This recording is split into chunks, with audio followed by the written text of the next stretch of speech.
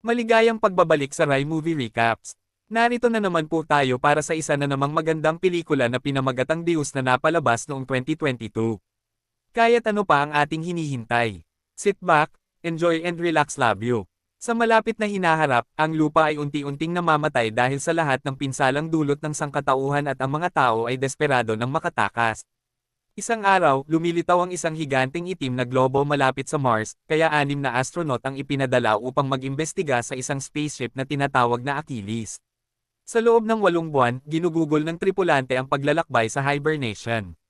Si Carla ay patuloy na nag-stream tungkol sa kanyang anak na babae at sa kanyang ina, na trahedyang namatay sa isang car crash. 2 taon na ang nakakaraan ng 8 oras na lang ang natitira upang maabot ang takot na ito, ang mga tripulante ay nagising na. Habang naglalaan sila ng ilang sandali upang mag-inat ng kanilang mga kalamnan at maglinis ng kanilang mga ulo, napansin ni Carla na medyo natarante si Ruben dahil ito ang unang pagkakataon na nag-hibernate at pinayuhan niya itong magpahinga. Gayunpaman, mas gusto ni Ruben na i-vlog ang kanyang karanasan dahil marami siyang tagasunod. Pagkatapos, nakipagkita si Carla kay Commander Paul at sinubukan nilang matuto patungkol sa globo sa pamamagitan ng pag-scan dito, ngunit walang mahanap ang AI ng barko doon. Naisip ni Kara na dapat silang bumalik, ngunit gusto pa rin ni Paul na tapusin ang kanilang misyon. Ang kakulangan ng data ay lalong nagpakaba kay Ruben kaysa sa kanya. Nagpa siya ang crew na makipag-ugnayan kay Vance, ang pinuno ng programa ng expedition, na nagsasabi sa kanila na ang mga tao sa mundo ay sabik na naghihintay ng sagot sa misteryo. Hindi nila maaaring bigyan ang mga ito, kaya ang misyon ay dapat makumplito sa ibang pagkakataon. Narinig ni Carla ang boses ng kanyang ina sa corridors, ngunit wala siyang nakikitang tao sa paligid. Kasabay nito, nagising si Ruben sa mga nakakatakot na bulong sa kanyang silid. Nang makarating si Carla sa kanyang silid, nag-video call si Van sa kanya na nagsasabing nag-aalala siya sa kanya dahil mukhang tense siya. As Carla assures him, she's fine. Biglang naputol ang tawag at inanunsyo ng AI ng barko na nagdudulot ng anomalya ang globo. Tumakbo si Carla sa pangunahing deck at nakita ang misteryosong takot na bumaril ng napakaliwanag na sinag ng liwanag sa barko na nagdudulot ng iba't ibang isyo sa system. Tumakbo rin ang iba pang crew sa deck at tumuturo. Ang liwanag ay tila isang paraan upang ipakita sa barko kung saan pupunta. Habang ang barko ay patuloy na lumalapit, ang AI ay nakakakuha ng ingay na nagmumula sa globo. Kapag sinusuri ito ni Carla, nagde-decode sila ng mensahe na paulit-ulit na nagsasabing Diyos, na ang ibig sabihin ay Diyos sa Latin. Natarante si Ruben at hiniling ang mga tauhan na bumalik bago siya tumakbo palabas ng silid. Naisip ni Carla na dapat nilang i-pause ang biyahe at maghintay hanggang sa maayos ng AI ang kalmado para maipalam nila ito kay Vance kung sakaling isa itong kaaway na dayuhan. Ngunit nagpa siya si Paul na magpapatuloy sila. Pagkatapos, sinuri ng mga tripulante si Ruben at nakita itong umiiyak. Sa quarter ay nagpapanik pa rin siya at sinabing ang liwanag ay araw ng paghuhukom na ipinadala ng Diyos, na alam niya dahil sinabi sa kanya ng mga tinig. Kaya hiniling ni Ruben na kanselahin muli ang misyon bago siya umalis. Pagkatapos ay tinalakay ng crew ang kanilang mga teorya at iniisip ng lahat na tungkulin nilang alamin kung ano ang globo. Kung ito ay lumabas na isang alien na troll lang sa kanila, maaari nilang pasabugan ito. Sinusundan ito ni Paul sa mga kamera at tinawag si Alf sa kubyerta upang sabihin sa kanya na huwag banggitin ang pagpapasabog muli ng mga bagay kapag malapit ng marating ng barko ang globo. Parehong nagsimulang marinig muli ni Carla at Ruben ang mga boses. Dinala ni Alf si Carla sa kanyang silid at ipinaliwanag niya na sumasakit ang ulo niya mula nang mabangga ang sasakyan, ngunit hindi niya binanggit ang mga boses. Naputol ang kanilang pag-uusap ni Tess na nagpaalam sa kanila na nawawala si Ruben, hindi pinapansin ang mga alalahanin ng elf tungkol sa kanyang kalusugan. Sumali si Carla sa paghahanap, nahati ang koponan at natingnan ni Tess ang cargo bay. Nakatago sa likod ng ilang lalagyan. Napapaligiran si Ruben ng mga ilaw habang gumagawa siya ng isang ritual para pasayahin ang mga boses sa kanyang isipan. Ang kanyang balat ay inukit na may isang grupo ng mga simbolo ng relihiyon. Nang sa wakas ay mahanap na siya ni Tess, napasigaw siya sa takot kaya tumakbo silang lahat ni Carla para hanapin siya. Sa kasamaang palad, sa oras na makarating doon si Carla, huli na ang lahat. Patay na si Tess sa sahig at labas ang loob. Napansin ni Ruben ang pag-espiya sa kanya ni Carla, kaya kinuha niya ang kanyang hostage, na pinagbantaan na papatayin din siya. Kapag dumating ang off, tunog desperado. Sinabi ni Ruben na wala na silang katubusan at kung mapunta sila sa globo, magiging bahagi sila ng pagpatay sa Diyos. Sinasabi rin niya na halatang may itinatago si Paul, kaya dapat nilang kunin sa kanya ang barko. Sa sandaling iyon, lumitaw si Paul sa likod ni Ruben at walang pag-aalinlangan na binaril siya, na agad siyang pinatay. Pagkatapos ay sinabi niya na kumuha ng 2 bag ng katawan, hindi nagpapakita ng anumang emosyon tungkol sa pagkawala ng 2 miyembro ng crew. Matapos hawakan ng kutsilyo ni Ruben, sinundan ni Carla si Paul sa elevator at tinanong siya kung talagang may alam siya. Itinanggi ito ni Paul at nagalit sa nararamdaman niya.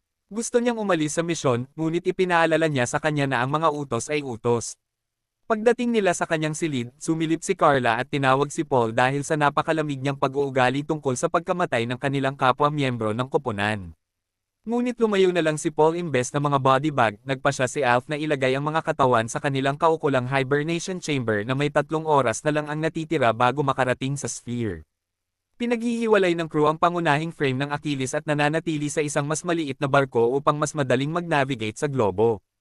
Napansin ni Carla ang ilang uri ng istruktura sa globo, ngunit hindi niya maintindihan kung ano ito.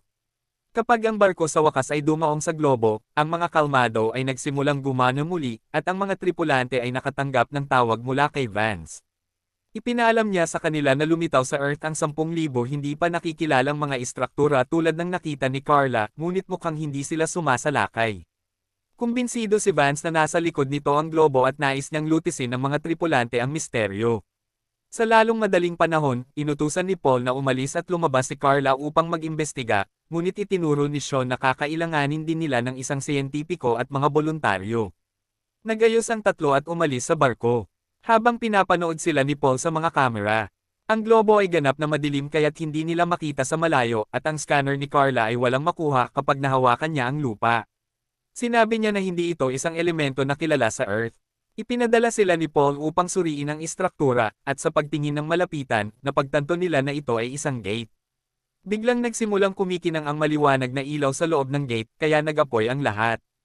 Upang mas mahusay na tingnan ang iba pang istruktura, nakikita nila ang isang simbolo na kilala bilang Event Horizon, na kumakatawan sa isang hangganan kung saan maaaring makaapekto ang mga kaganapan sa isang tagamasid.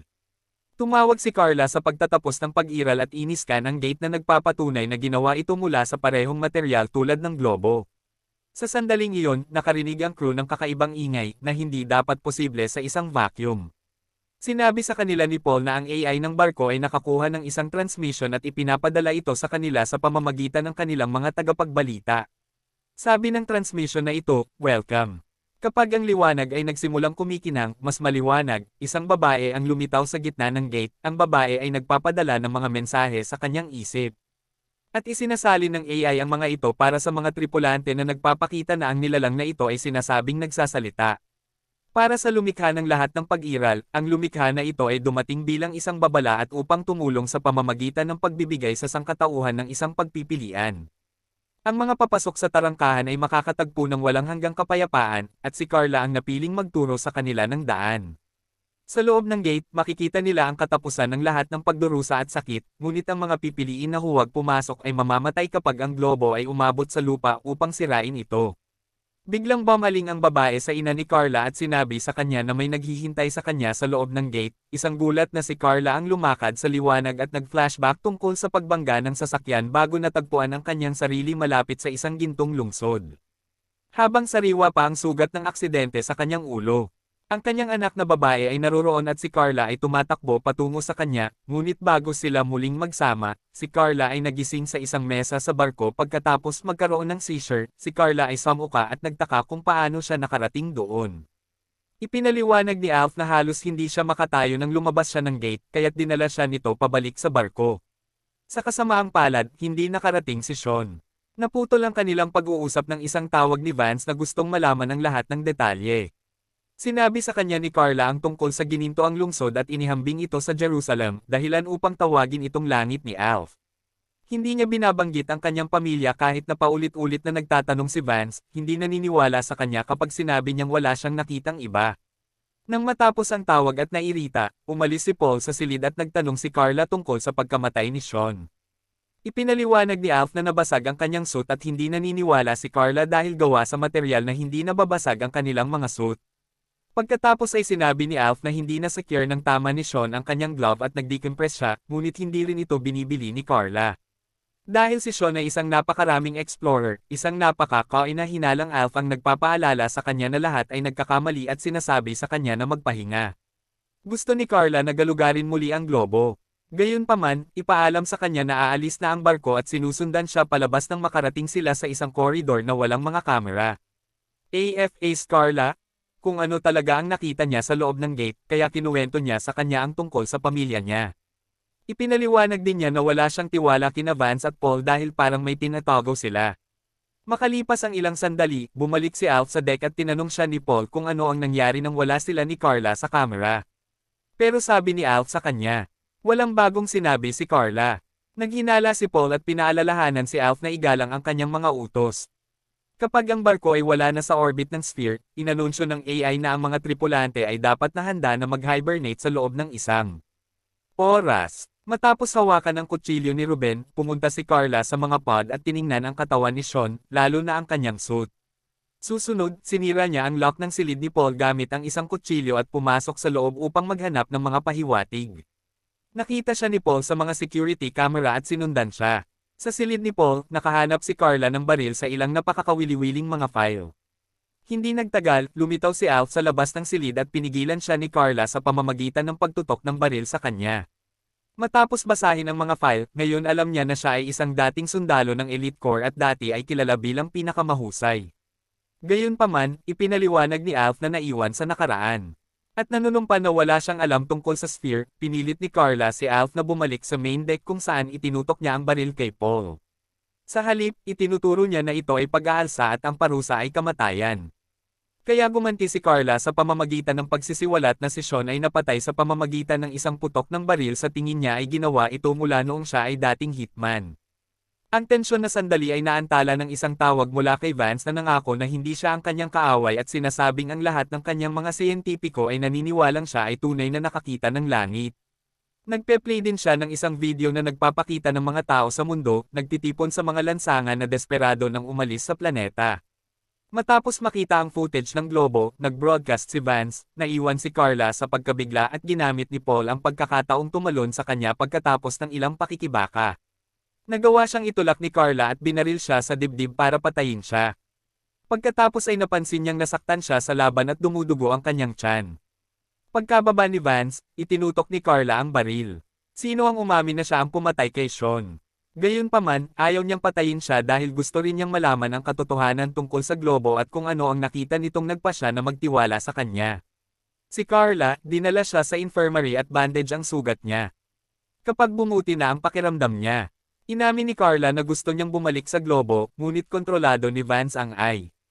Inihayag ni Alf na mayroon siyang code upang i-override ang AI, ngunit kailangan nilang ihulog ang mga takong. Dahil ang Achilles ay masyadong malaki upang kontrolin ng mano-mano, mawawala sa kanila ang pangunahing propulsion at ang kanilang paglalakbay pabalik sa Earth ay aabutin ng higit sa 5 taon. Nawawala na ng pag-asa si Carla, ngunit may kahaliling plano sa kanyang manggas. Pagkatapos ay bumalik si Carla sa deck at tinawagan si Vance para sabihin sa kanya na sisirain niya ang globo kung kinakailangan dahil naniniwala siya na ito ay isang kasinungalingan. Inactivate ni Vance ang ilang classified file na nagpapakita sa kanya ng elementong nakita niya sa planeta na nagpapakitang siya ang gumawa ng sphere. Walang Diyos, ginawa niya ang lahat ng ito para iligtas ang 6 na bilyong tao at patayin ang natitirang 15. Dahil overpopulated ang Earth, walang Diyos sa gate, sa globo ay hindi talaga kayang sirain ang Earth. Ito ay isang kasinungalingan upang panik ang mga tao at maging dahilan upang tumakbo sila patungo sa mga tarangkahan na lumitaw sa buong planeta. Akala nila ay papasok na sila sa langit, ngunit talagang naglalakad sila patungo sa kanilang kamatayan. Hindi maintindihan ni Carla kung paano nito maririnig ang kanyang pamilya kaya inamin ni Vance na naglagay siya ng chip sa kanyang ulo pagkatapos ng aksidente, na siya rin ang may kasalanan. Ang lahat ay naging bahagi ng kanyang plano upang sanayin si Carla para sa paglalakbay na ito, isang pag-iyak. Tinawag ni Carla na halimaw si Vance at nakabuntot. Sinabi sa kanya ng kanyang ina kung paano karapat-dapat ang lahat ng pagkakataon na mabuhay sa sandaling iyon. Nakipag-ugnayan sa kanya si Elf na nagpapahayag na hawak na niya ang core ng Achilles. Napagtanto ni Vance na pinaplano ng duo na sirain ang globo at inutusan ang AI na simulan ang pagkakasunod-sunod ng auto-destruct ng barko. Nagsisimulang humagulgol ang mga alarm at inanunsyo ng AI na sisubog ang Achilles sa loob ng 3 minuto. Galit na ipinutok ni Carla ang hologram machine upang tapusin ang tawag ni Vance bago makipag-ugnayan kay Alf na nagbigay sa kanya ng code upang paghiwalayin ang pangunahing barko mula sa malaking istruktura ng kargamento. Naipit pa rin si Alf sa elevator na hindi sapat ang takbo para makabalik siya sa pangunahing barko sa oras. Sinabi niya kay Carla na umalis nang wala siya, at sa una ay tumanggi siya, ngunit sa sandaling iyon, ang pagsira sa sarili ay na-trigger at ang Achilles ay nagsimulang sumabog sa maraming mga lugar sa parehong oras. Walang pagpipilian si Carla kundi ang paghiwalayin ang barko at panoorin sa katakutin kung paanong sinira ng lahat ng mga pagsabog ang pangunahing istruktura sa pag-aakalang patay na ang kanyang kaibigan. Gayunpaman, biglang nakipag-ugnayan sa kanya si Alf at sinabing tumawid siya sa huling segundo. Pagkatapos, ipinagdiriwang ng duo ang kanilang kaligtasan sa pamamagitan ng isang inumin, at ipinaliwanag ni Alf na dahil nawala ang kalahati ng Achilles, ang pagpapasabog ng core ay kailangang gawin ng mano-mano. Tinanggap ito ni Carla at sinabing gagawin nila ito ng magkasama. Gayunpaman, nang dumaong ang barko sa globo, isinara ni Alf ang pinto sa likod niya at sinabihan si Carla na bumalik sa Earth para masabi niya sa lahat ang totoo. Umalis si Carla sa barko at nagbahagi ng panghuling poem kay Alf na naghihintay hanggang ang barko ay sapat na upang pasabugan ang core at sirain ang globo. Sa wakas, naglalakbay na ngayon si Carla ng mag-isa sa Earth at ipinaalam sa kanya ng AI na aabutin ng 7 taon ang biyahe. At dito na nga nagtatapos ang pelikula natin para sa araw na ito. Maraming salamat sa panunood.